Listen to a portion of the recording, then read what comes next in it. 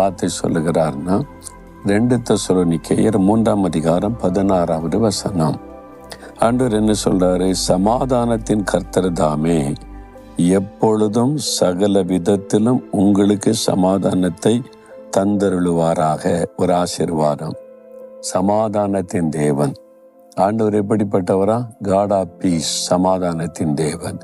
இயேசுக்கு ஒரு அழகான பெயர், பிரின்ஸ் ஆஃப் பீஸ், சமாதான பிரபு.